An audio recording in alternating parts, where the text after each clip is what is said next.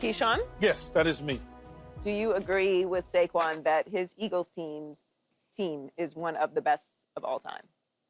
I agree with him in his own mind. I mean, that's coming out of his mind. But in all honesty, buddy, and buddy to him, not to you, not quite. I mean, I understand that they won the Super Bowl and he had, the 2,000 yards and he was getting ready to break the record and all of those sort of things. So they set him down.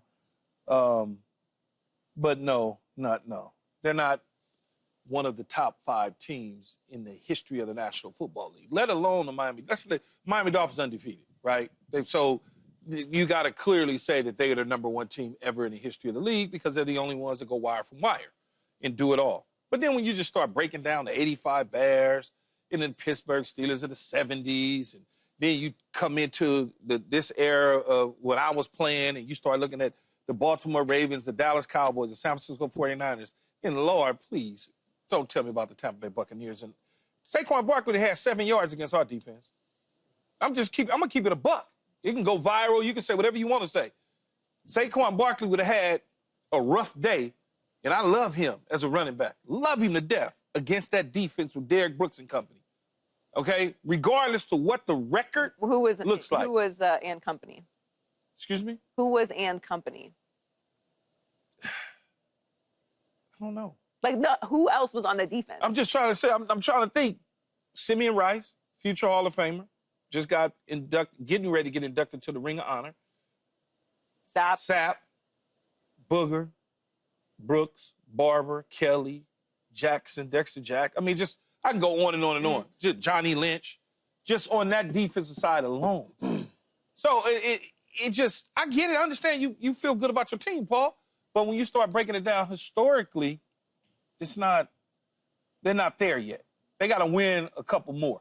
Yeah, you can't really make all-time comparisons right now when you have too much unfinished business, because when we start talking all-time teams and really breaking it down, you start naming who's on the team, who the Hall of Famers are. You know what I'm saying? And we don't know. There's a lot of players on this team that's career still undefined. Like, who is Jalen Hurts going to be when it's all said and done? Who is A.J. Brown going to be when it's all? Are these going to be future Hall of Famers? And then when you talk about historical teams, you have to have some historical numbers on your side. Is this an all-time defense? Is this an all-time offense? Did y'all break any records? Like, when you start talking all-time, you got to have something for the history books.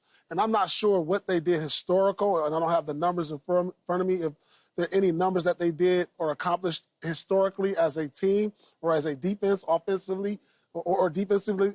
So this is something I feel like current players can't really speak on yet until it's like, if you guys win another title this year, okay, now we can start having these type of conversations. Yeah, you know what I'm saying? It's just hard when I look at teams like the 85 Bears. 85 Bears won 1 championship, right?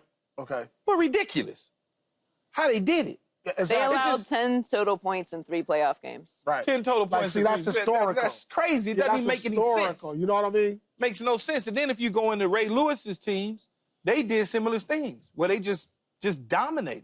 Yeah, I mean, obviously, when you start thinking about the 70s and the Pittsburgh Steelers and Mel Blount and Mean Joe Green and company. Well, the thing of it is, Saquon had a historical season. Absolutely. He had a historical season. Absolutely. He had a top 5 all-time running back season. Absolutely. In almost breaking the record, and had they not sat him, he probably would have broken the record. So he individually could say that, because I believe he did have one of those seasons. But as far as the team goes, one, I think we're too close to it. I don't like to be too hyperbolic. This is the greatest. Unless you, to your point, have statistics that can say they're so far above and beyond any other team that we've ever seen. It's too close to say that this team is a top 5 all time. But obviously, there was a bad play from the Rams away from not even making the Super Bowl. Well, also, we don't care about the passing numbers and all of that now because they won the Super Bowl. But we had those conversations throughout the year about their passing game and if they were going to fix it. And, like, when you're talking about an all-time dominant team, obviously you have the 72 Dolphins undefeated. The 78 Steelers, 17-2, including the playoffs, 10 Hall of Famers, and they dethroned the Cowboys, the 95 Bears. 85 Bears, 10 points allowed in 3 playoff games. The Niners of the 80s defeated the next 2 Super Bowl champions in the playoffs by a combined score of 44-10. The 92 Cowboys, 3 playoff wins by a combined score of 116-47. Like, we're talking the greatest show on turf. Like, we're talking about teams that did things that were so, right, that were so dramatic that we can close our eyes and see what they did in our brains. Like, they're legendary. And maybe we will look back on this team when we talk about, beating the Chiefs and, like, maybe, who knows with the Chiefs? Like, what if the Chiefs never get back to a Super Bowl and they ended up ending that reign? Like, maybe we will, but I just think it's too close to say top 5 all time in the history of the NFL. Yeah, even when you mentioned the greatest show on turf, I think our defense held them to like 10 points when they beat us in the NFC Championship game. It's like 10-6 or something like that. It was like, and they was the greatest show on turf. I mean, this team wasn't even favored going into the playoffs in the NFC. But I understand, but I get Saquon with it. I get it. Now, they did have the 9th largest playoff point differential. Mm-hmm. So they did, and he himself had that historic of a season. Yeah. The Niners will be trying to knock off the Eagles in the NFC this season. San Francisco locked up their franchise quarterback last week, signing Brock Purdy to a 5-year deal that ties him for the 7th highest paid in the league. Purdy told a local Bay Area radio station that he thinks he is a top 10 quarterback, but he declines to make a list. Smart man. Key, do you agree with Brock that he is a top 10 quarterback in the league? I do. I do agree that he's a top 10 quarterback. Where that falls, he's not a top 5. So you start getting into that 7, 8, 9, 10 area. Now you can start playing with the numbers however you want to. Mm-hmm. You start saying to yourself, would I take him over him? Yeah, I would take him over Trevor Lawrence, of course. Like, there's certain quarterbacks that are starters in the National Football League that I would take Brock Purdy over. Regardless to if people think it's the Kyle Shanahan system, everybody in a system can't do the same things, even if it is a system. Because Jimmy Garoppolo, even though he was in this system and he went to a Super Bowl, he didn't play as well as Brock Purdy in the system. Brock Purdy plays better in this system than Jimmy Garoppolo, any other quarterback that Kyle Shanahan has had outside of Matt Ryan when he wasn't the head coach. He was the offensive coordinator. So it would be a Matt Ryan, a Brock Purdy within the Shanahan system for me. So, yeah, he definitely a top 10 guy. So, are we talking statistically, or do you just think he's a top 10 quarterback? All I could do is go based off on his accomplishments? I could only go off his accomplishments and what he does for the 49ers. Yeah. I can't look at the statistical game because statistics are, as far as I'm concerned, statistics are for losers, to be honest with you. Because you can pile up the numbers before the half. As I always tell people, Paul, when you start talking about numbers, you get in the 2-minute offense before the half because you're losing. Now, all of a sudden, I'm spitting the ball out, sprinkling it everywhere. Now we're losing at the end of the game. Guess what we in? We in 2-minute offense again, and I'm sprinkling it out. So in the end, we go to the stat sheet, we look, we say, damn, dude was 33 and 50 for 465 yards. They just lost 70-13. Like, you can't get caught up in the statistical game. I just like what he does for the 49ers within their system. Now, if he left the system, I don't know what he'll be. Man, I was in the green room, had him in the top 10, but then I wrote it down.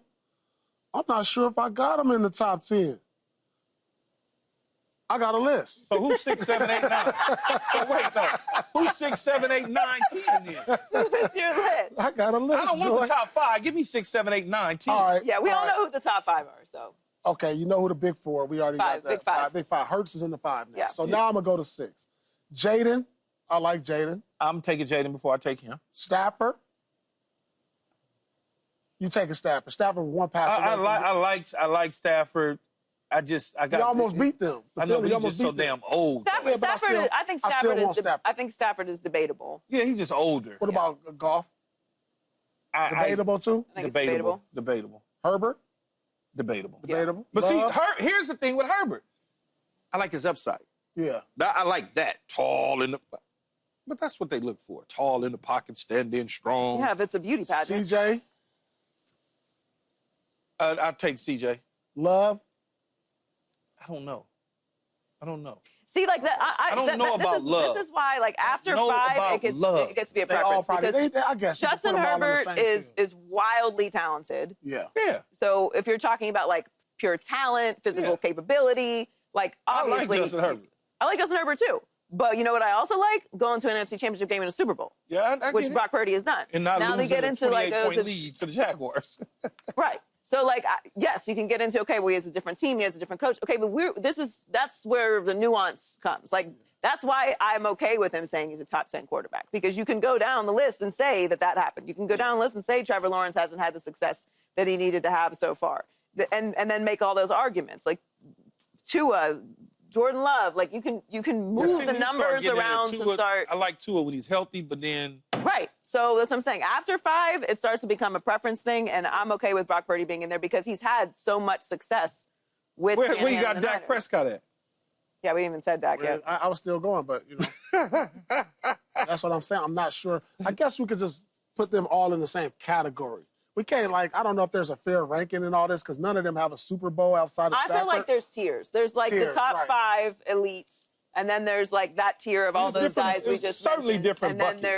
there's like the rest. Yeah, there's the always unknowns, the rookies, the guys who are still ascending. That comes. There's always buckets, right? You got your first bucket, then you got the second bucket. The dudes hanging on to the rim of the bucket, trying to pull themselves out to get into the first bucket, while somebody else is pulling their leg to push them down. I mean, you just got the buckets of buckets of players. But he's in that second half of the 10. Yeah. Wherever you want to put him. You can put him at 7, 8, 9, as far as I'm concerned. He's in that. Subscribe here to get the latest from Speak, and go watch a few segments from our other shows on FS1.